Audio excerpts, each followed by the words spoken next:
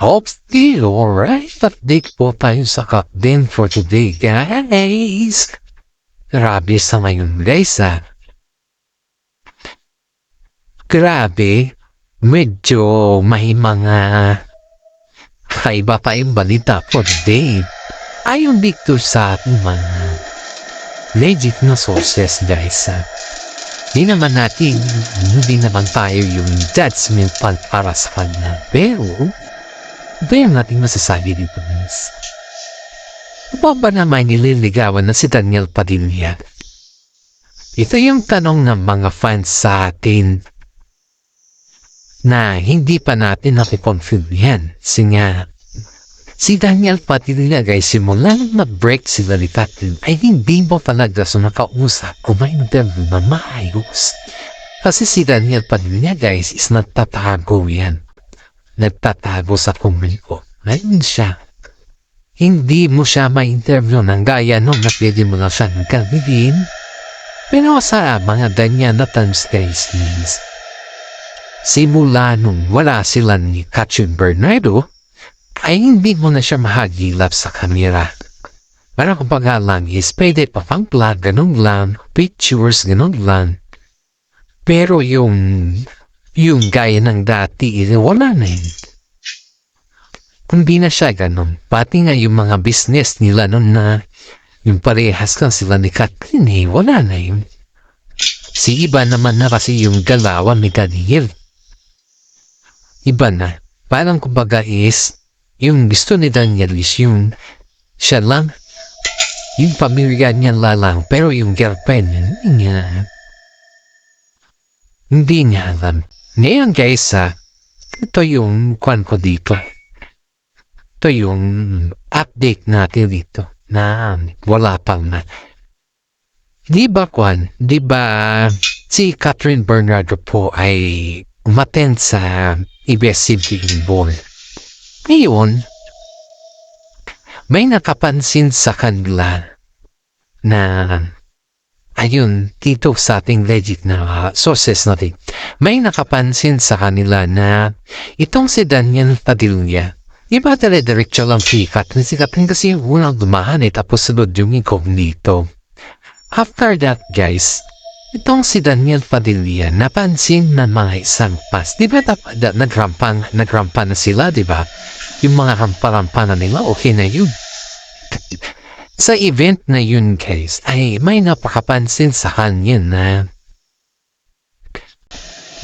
di ba tapos na silang nagrampa, muna si Catherine, tapos si Tomnipo. Tapos, nasa event na sila, o sa loob na, di ba? Yun na. Mga sayawan, mga inuman, nandiyan na lahat.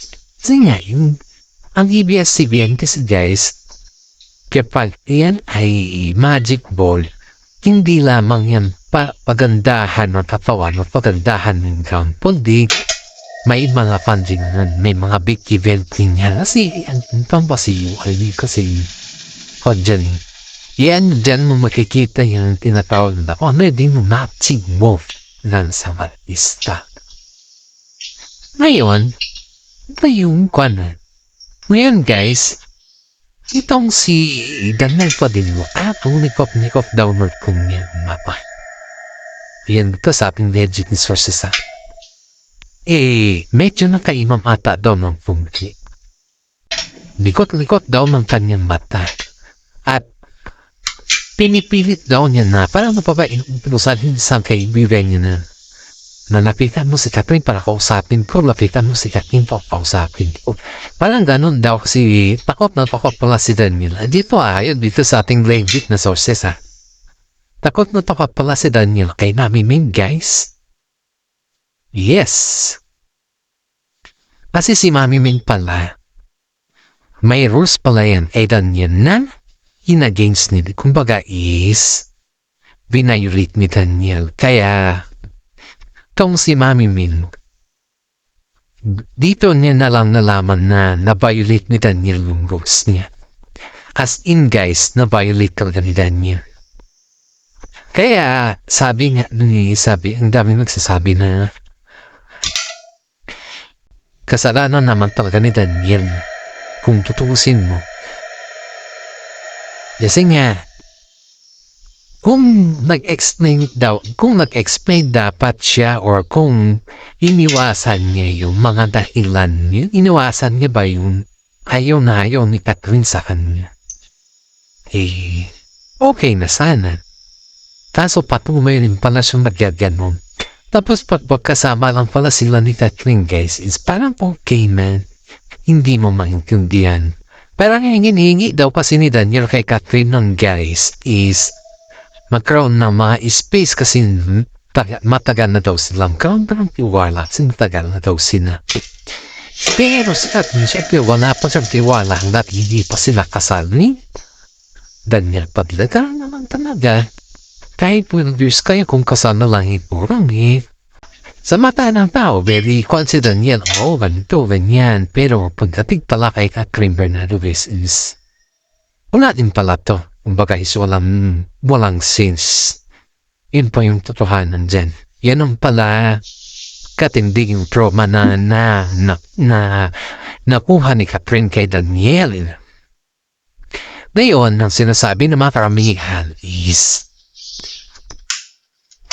sobrang likot na mata ni Daniel dun, guys. Sabi ng mga karamihan is bakit? So, ang napansin ng mga karamihan sa kanya, guys, medyo lasing na daw si DJ, si Boy. Inom na raw natin. Medyo lasing na daw si Boy. Hindi pa nga medyo lasing na daw si Boy. Tapos, tinawag yung kaibigan niya. Nitaka kay Catherine para kausapin kung ano ba siya. Pero itong si Catherine na to, hindi naman daw. Parang baga i-ignore niya lang yung kaibigan niya. Dahil hindi nakapagbigyan or dahil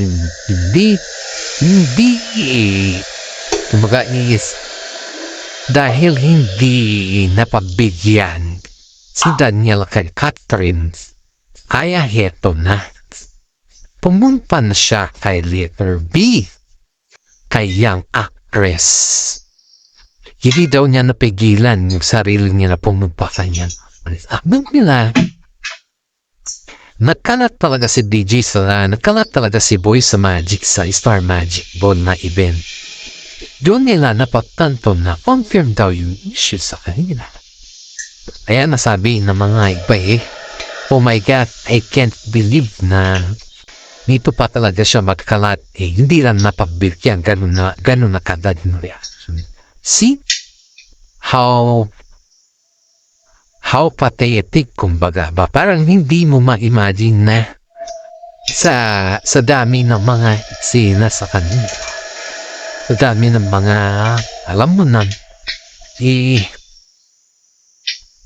dun pa talaga siya magkakalat. Diba parang ang sakit naman sa part ni girl na ganun na lang tapos hindi makalat si Boy.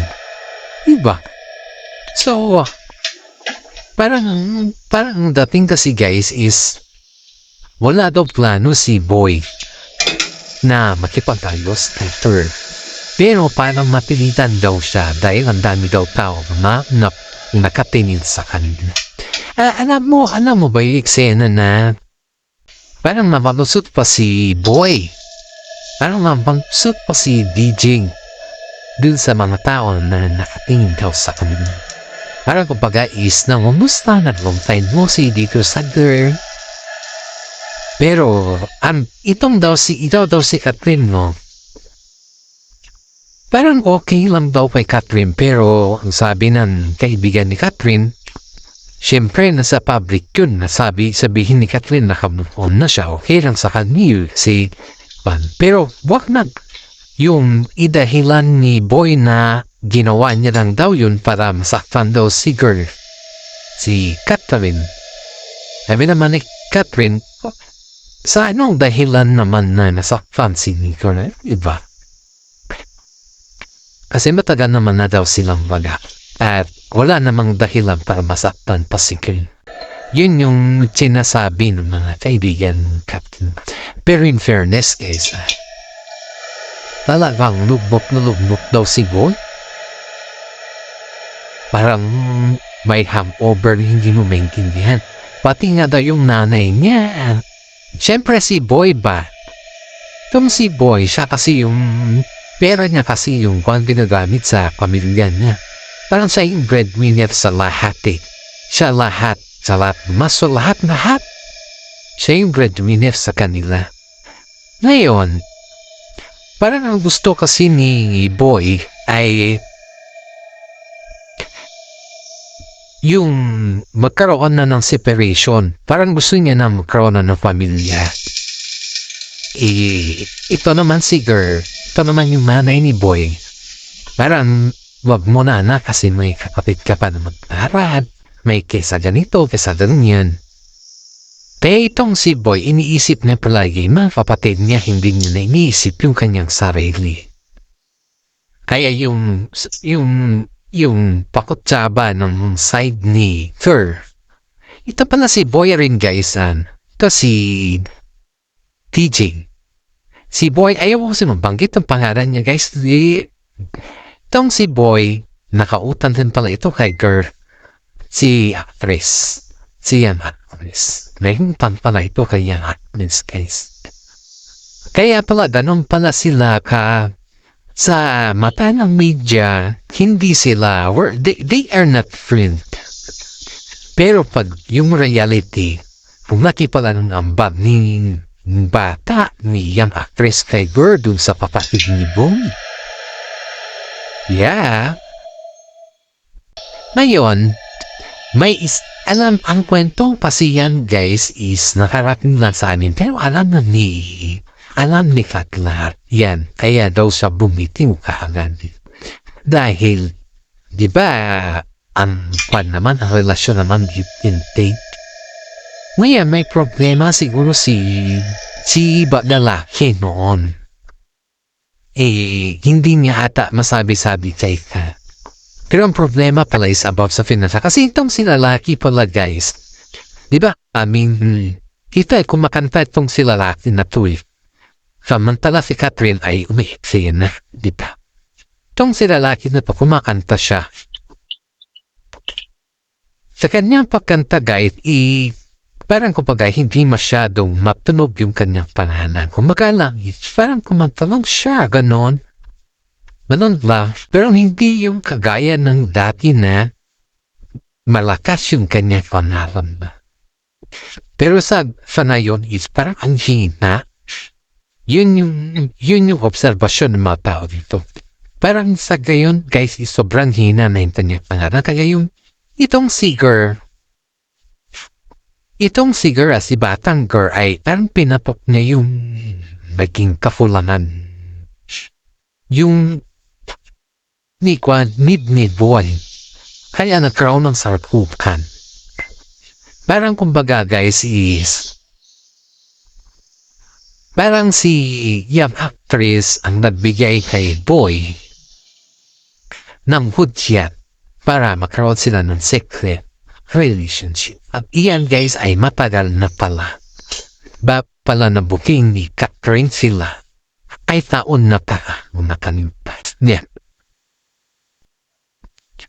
Kaya po ang iniisip ng mga cat din ay napakaswerte ni Alden Richard kay Catherine Bernardo dahil pinakita talaga ni Catherine atibayan.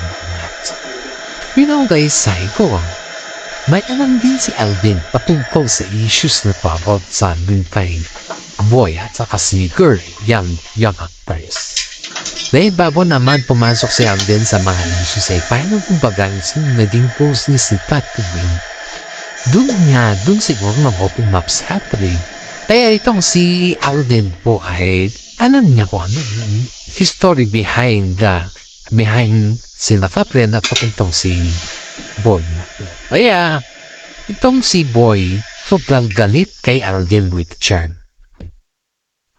Minhandam nagkumpara nga ang dami mag-compare kila Boy at saka itong si Alden Richard ay ang tagal, mas nauna pa daw ata si Boy sa showbiz compared kay, hindi ko alam po sino mas una sa kanila sa showbiz guys. Pero mas ang dami daw, mas ang dami daw pasabog ni Alden Richard compared dito. I don't know kung that's true kasi Pero ang daming napatunayan itong si Alden Richard compared hindi pa kay Boy. At yan guys ang daming nagsasabi daw dun sa loob ng event na siguro hindi pa nabayaran ni Boy yung alam mo na, utang. Kaya kapit muna sa kapatid. Kasi in fairness guys, hindi natin in-expect na si Boy ay nagkalat yung para yung kanyang utang. Akala lang natin wala siyang utang. Yung pala, nagpangat guys. Kaya, hindi.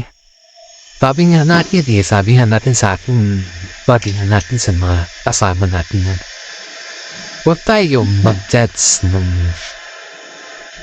kapwa natin kasi yan, sa hindi natin anak ng payat ng wapunin. Yan nga po yung sinasabi ng mga karamihan dito guys na nakakawa daw sila kay Boy. Nakakawa daw sila kay Boy. Pero yung pagdating kasi sa pamilya daw ni Boy is maluho. Lalong-lalo na daw yung kanyang nanay. Siyempre, pag nanay kasi yan guys, pag hindi mo pinabigyan, papayubanit. Sila payubanit. Parang in-expect mo na hindi mo, hirap. Ay, hirap talaga. Sobrang hirap kung tutusin mo. Pero ang sabi daw ni Catherine sa kanya, hindi nung sila daw ni Boy.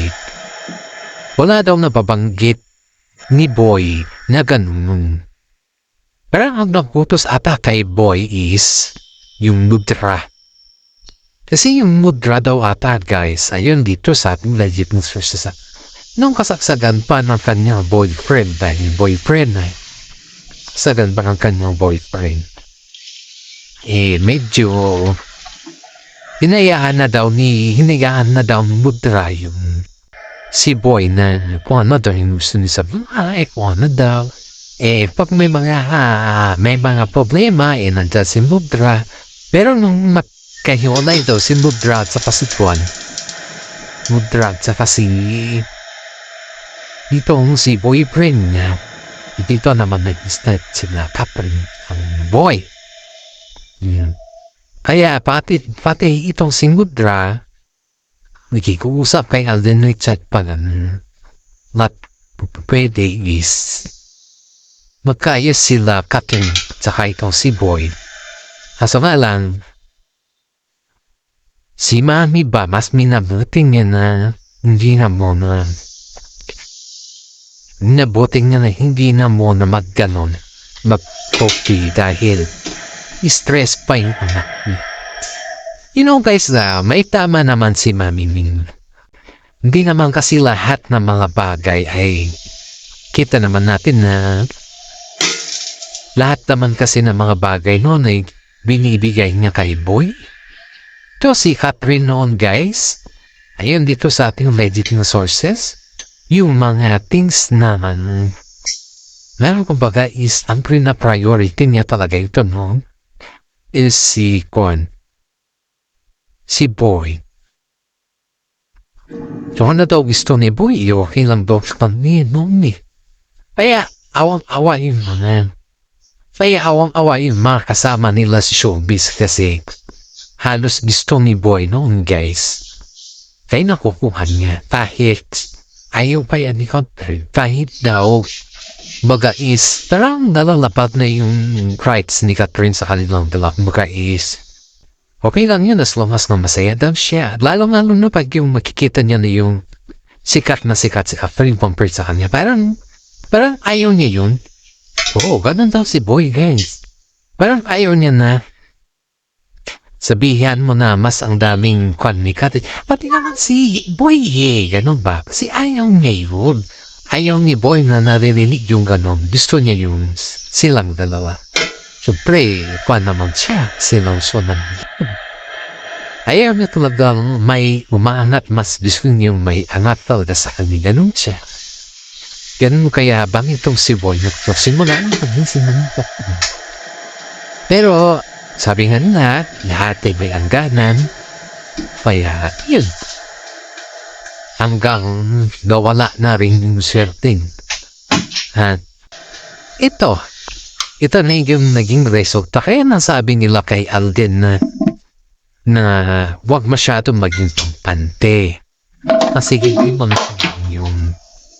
hindi mo alam yung mga panahon na yung gaya nangyari ngayon na kahit taon kayo tapos may biglang umeksena o diba? Kaya ito na yung nangyayari sa ngayon guys na parang sinasabi na kailangan mo rin magtira sa iyong sarili. Daming nagsasabi kay Alden Richard na wag mo nang bitawan pa. Kasi pag bibitawan mo pa yan, sayang kasi. Mas maraming achievement yan compared kasi ang daming achievement ni Catherine guys, sa totoo lang. Imaginin mo, teenagers pa lang sila, may Lamborghini na silang dalawa. O, ganon, imagine mo yun Tapos, nakapapatayo may dream house kasi si Catherine sa kanyang pamilya at matagal na yun pinaplano niya. Medyo hindi lang kasi siguro, wala pa kasi siguro silang kumbaga is yung earnings by ulam. So kasi nila yung siyempre dream house yan dream house ng family mo. So kailangan magpagandahin. Yan yung tinatawag na dream house. Kaya sabi ng mga netizen guys na sobrang swerte ni Tisoy sa Catherine. Kasi si Tisoy ay pinamulat talaga kay Catherine na lahat sa mga bagay ay kaya ng masabay na. At si Tisoy naman guys is hindi naman siya mukhang pera na tao na.